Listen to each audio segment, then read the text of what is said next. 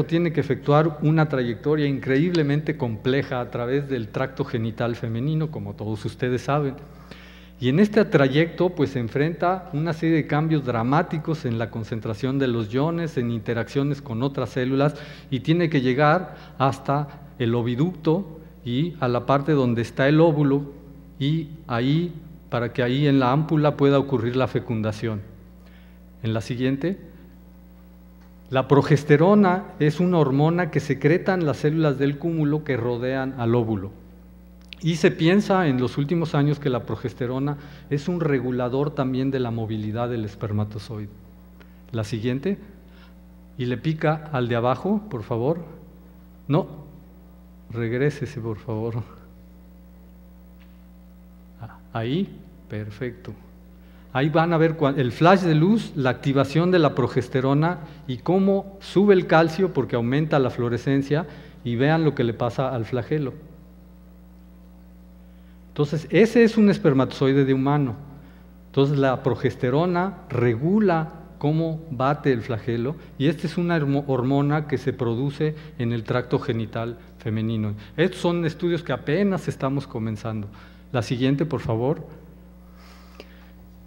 Les decía yo que en el tracto genital femenino tiene que ocurrir un proceso de maduración en el espermatozoide.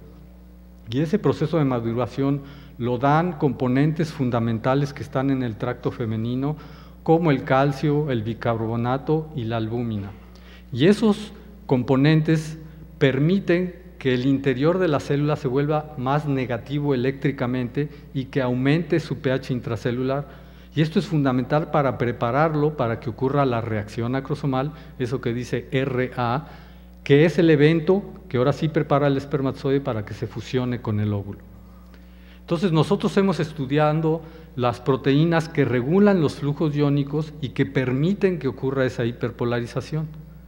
Hiperpolarización le llamo a esa que se vuelva más negativo el interior de la célula. La que sigue.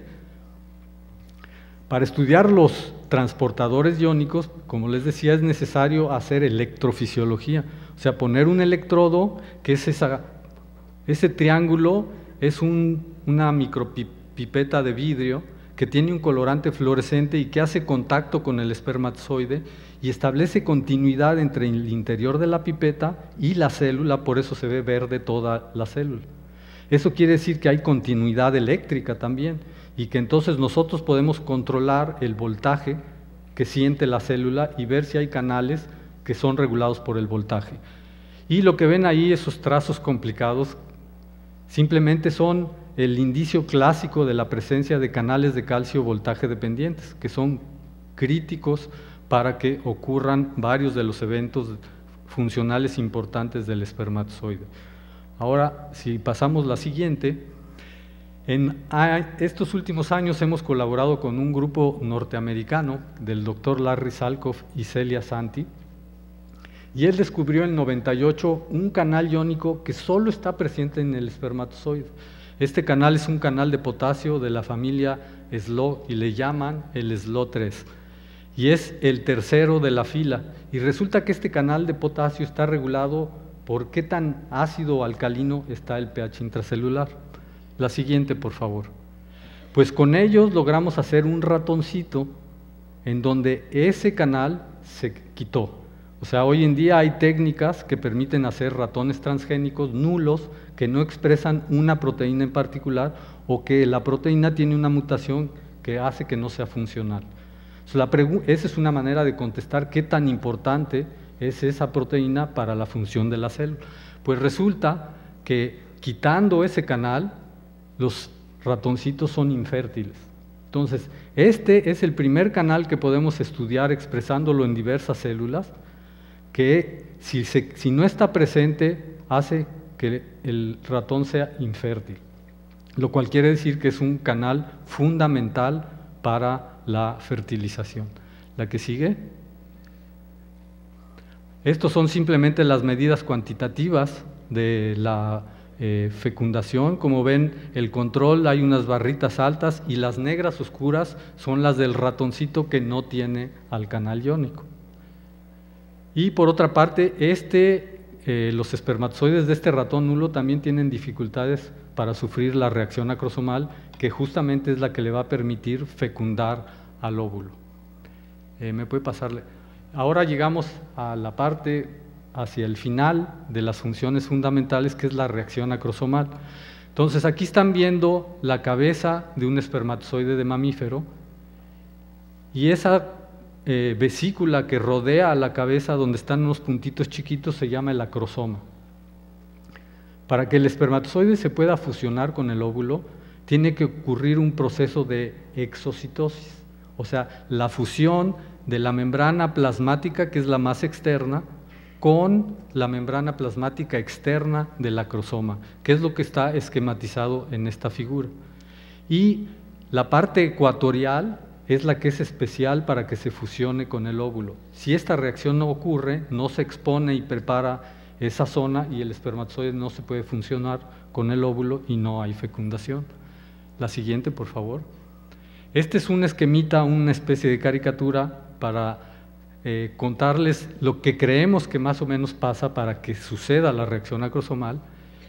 Esos hexágonos son una manera de poner cómo es el ligando del óvulo, que se llama ZP3, que dispara la reacción acrosomal, interacciona con un receptor que activa a una proteína y después a un canal de calcio, aumenta el calcio y hay una enzima que degrada un lípido especial y produce un segundo mensajero muy importante que se llama IP3, ese que está ahí, se pega a su receptor del acrosoma y el acrosoma se vacía de su calcio, y eso es una señal para que calcio entre a la célula y se pueda fusionar el acrosoma y la membrana plasmática. La siguiente. Bueno, hay muchos tipos de canales de calcio que creemos que quizá participen en este proceso fundamental, y aquí nada más como ejemplo les enseño cómo estudiamos la presencia de un canal de la familia de los TRPs, que son muy importantes porque son, por ejemplo, sensores de la temperatura. Cuando ustedes se chupan una pastilla de menta y sienten fresco, es porque sus canales TRPM8 están recibiendo al mentol, que es el ligando que hace que ese canal se abra y se mueve el calcio a través del canal. Entonces nosotros pensamos que a lo mejor este estaba presente en el espermatozoide. Entonces lo primero que hicimos fue en las células progenitoras ver si estaba el mensajero para hacer a este canal. Esas banditas rojas dicen que el mensajero está en las células progenitoras. La parte verdecita es la fluorescencia de un anticuerpo específico para el canal TRPM8. Entonces quiere decir que está el mensajero, que se puede hacer la proteína y que la proteína se expresa en el espermatozoide maduro. La que sigue, por favor. Entonces nosotros podemos medir en el microscopio si ocurre la reacción acrosomal, porque se fusiona esa vesícula y cambia la apariencia del espermatozoide y se expone en sitios que uno puede usar un colorante para verlo. Entonces aquí lo que vimos es que usando el mentol, que es el ligando del TRPM8, se puede inducir artificialmente la reacción acrosomal. Y resulta que hay bloqueadores específicos de ese canal, como la capsaicina y el BCTC. Entonces uno esperaría que si ese canal está funcionando y uno pone esos compuestos, se inhibiría la reacción acrosomal. Y eso es lo que ven, las barritas con BCTC y capsaicina son mucho más chiquitas que la que solo tiene mentol. Entonces eso quiere decir que efectivamente está el canal que se activa por mentol e inhibe por estos bloqueadores. La siguiente, por favor. Si este canal deja pasar calcio, pues uno debería de poder ver que al poner mentol aumenta el calcio dentro de la célula. Estos son espermatozoides de humano. Y entonces ahí ven una barrita hasta arriba que dice mentol, que es cuando se pone el mentol y se exponen las células, y ven cómo las células se vuelven más rojas, porque tienen un colorante sensible al calcio que hace que haya mayor fluorescencia. Entonces ahí está, como pensábamos, subiendo el calcio. Y en la parte de abajo se hace exactamente el mismo experimento, pero ahora con uno de los bloqueadores del TRPM8, que en este caso es la capsaicina. Y pueden ver que aun cuando uno pone mentol, no sube el calcio, la célula no se vuelve más fluorescente, que es otra vez una verificación de que efectivamente este canal está ahí. La siguiente, por favor. La siguiente, exactamente. Ahora, a lo largo de los años ha habido varias estrategias para poder medir las corrientes que pasan a través de la membrana plasmática del espermatozoide, pero estas hasta ahora habían necesitado de una región especializada del espermatozoide que se llama la gota citoplásmica.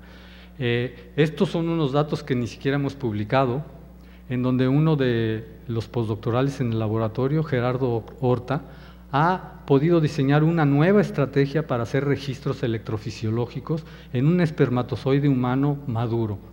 Y este enfoque es poniendo una pipeta, como la que se ve en la parte D, nada más que en la mera puntita tiene un poquitito de detergente que ayuda a que se establezca la continuidad eléctrica entre el interior de la pipeta y toda la célula. Y si ven la siguiente transparencia, ahí se hizo otra vez el control de en la pipeta poner un compuesto fluorescente y pueden ver cómo a los 5 segundos solo la cabeza tiene fluorescencia, después a los 10 segundos va entrando fluorescencia al flagelo y a los 15 ya toda la célula está fluorescente. Entonces eso quiere decir que esta estrategia nos permite establecer una continuidad eléctrica y medir corrientes a través de la membrana plasmática.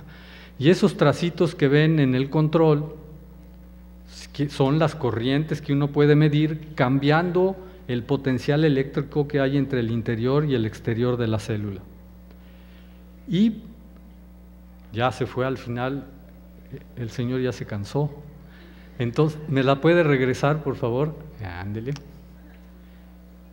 Pensamos por la composición del medio que este era un canal de cloro que nunca se había descrito en el espermatozoide de humano, pero nosotros teníamos algunos indicios en el ratón. Entonces usamos el ácido nuiflúmico, que es un bloqueador de canales de cloro regulados por calcio. Entonces, si se fijan en la parte baja donde dice NFA, ahí se ve el control y cómo se mueren las corrientes después de la aplicación del ácido niflúmico.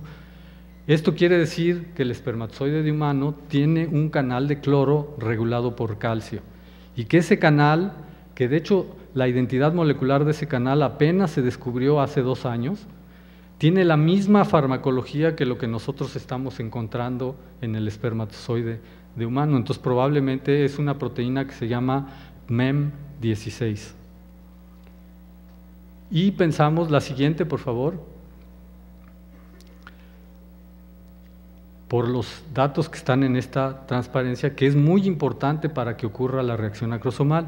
Usamos ese bloqueador, el ácido niflúmico, para ver si alteraba la reacción acrosomal, este proceso de fusión entre la membrana plasmática y el acrosoma. Y ahí pueden ver cómo las barritas se van haciendo cada vez más chiquitas a medida que va aumentando la concentración del ácido niflúmico. Entonces eso quiere decir que este compuesto no solo bloquea ese canal de cloro, sino la reacción acrosomal, lo cual sugiere que ese canal probablemente participa en este evento que es crucial para la fecundación, que es algo que hasta ahora estamos descubriendo. Y resulta que los canales de cloro son esenciales para muchos procesos de regulación del volumen celular. Y durante la reacción acrosomal hay un grupo muy bueno en reproducción en Argentina que ha encontrado en años recientes que hay una regulación osmótica muy